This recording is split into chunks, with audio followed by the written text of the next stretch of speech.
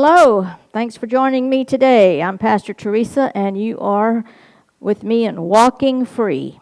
I want to see everyone that's been in any kind of bondage walking free, chains broken. And so I love sharing on this. I have been through a lot myself, and God has been bringing me out of it, breaking bonds, and the freedom that I experience, because we believe so many lies in our life from the things that happen to us. I'll reiterate maybe a couple months back, I spoke on the ACEs, the adverse childhood experiences that we have that lead to us getting in bondage, into addictions, into unhealthy lifestyles, accepting the hurts and things that happen to us as just who we are without realizing the things that were spoken to us and so forth that caused our soul prisons, and we accept it and live an entire life that way. And God does not want that for us at all. He wants to restore us back to the way He designed and created us to be. And so I want to go back over something because many times it's our own families that cause the hurt, many times. And hurt people hurt people. They had hurts, therefore they pass them on to the next generation without even thinking it through themselves. So hear this. Our own families are not always healthy for us. This was very true in my life. I found out many in recovery have a hard time realizing that. I hear, but they're my family, they're blood. Yes, they are, but they may not be healthy and will pull you back down with them. We can't fix them or help them if we are sick and they are sick, and they're the ones keeping us back. So not everyone will get this, but don't let your family ruin your family. You're going on in life. Don't let your family, the ones that were part of your hurts and habits and hang-ups, ruin your moving forward with your own children. Someone's got to finally step up and break the cycle in this thing. It will just continue to roll down generation after generation. And just because someone's family, just because they are, doesn't mean you have to tolerate the lies, the chaos, the drama, the manipulation, disrespect. When this happens to children, it begins building a negative, damaging mindset. I ran to another town where I had some extended family as a young adult, supportive family, and had a little reprieve from the stuffy stench of the prison walls and my warden at the time, a stepmother. But I could breathe deeply and enjoyed every breath of that fresh air.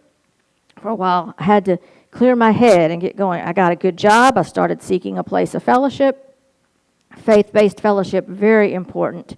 And recovery meetings, I'll throw that in because they are absolutely safe places. You can go there, take your mask off, and just be wide open and begin healing. Begin realizing you're worth something. If you heard last week, you are worth everything. You're a child of God, a son or daughter of God. So we encourage faith-based places. This is where my path took some twists and turns because we cannot put church into one mold.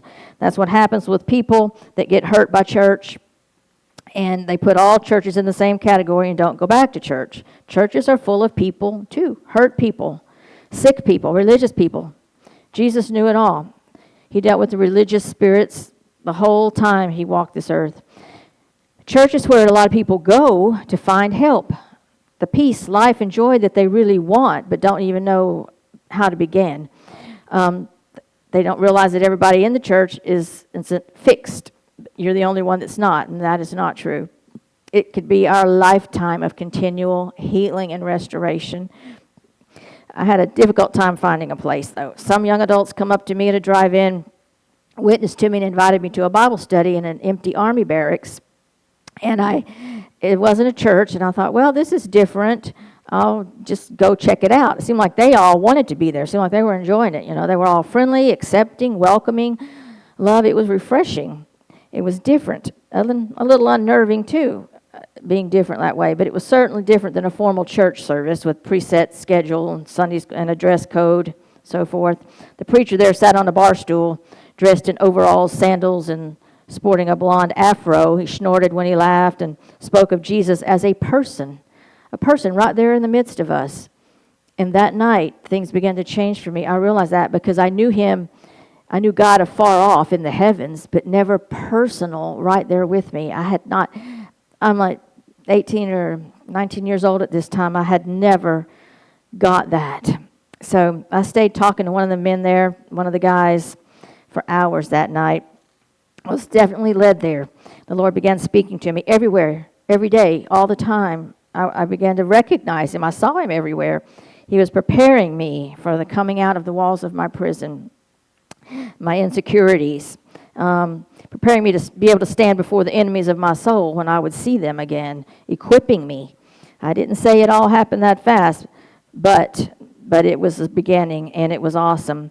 So I'm saying I had to begin to realize who my daddy was and who I called on and ran to in times of despair and warfare, and that my weapons were not anything I had, but instilled in me through his fellowship, through his intimacy, his word, his promises, his nature, that kept me from falling down into a fetal position again and of fear and wanting to hide. But I began to feel strength building in my spirit, and boy, did I need it. I needed it. Because there are healthy, safe places that we can all become a part of, but we got to find that place, keep watching until you do.